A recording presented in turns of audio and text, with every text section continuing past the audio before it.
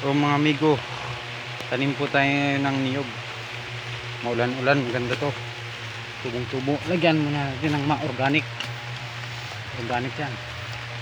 Kain ng mga hayop, baka. Tapos lagyan natin ng mga dahon-dahon. Maraming dahon-dahon dito. Ulan-ulan pa. Sobrang sipag natin. Makalag natin tayo.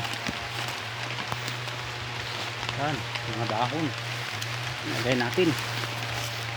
Yan, ganda yan.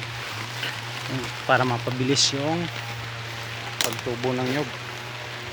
Oh, kita mo naman. Ang gandang lupa. Maulan-ulan pa. So, ito yung mga tinanim ko na ng nyog. Isang araw. So, linya po siya. So, ito. Papunta lang dun. So, ganun lang kasimple yung pagtanim namin. Mga organic na yan. Tapos, wag lang masyadong kuhanin yung nyog. Ibaon. Wag mo nang ibaon masyado. Para may lumabas rin na konti. Yung anit ng nyog. Yung bao. Para maganda yung pagtubo niya. Ganun lang siya. Pagtanim namin ng nyog.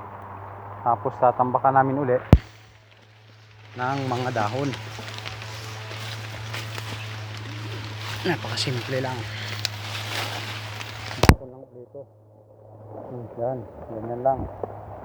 So ngayon, tatapalan uli namin ang kan. Dito, sa labas lang.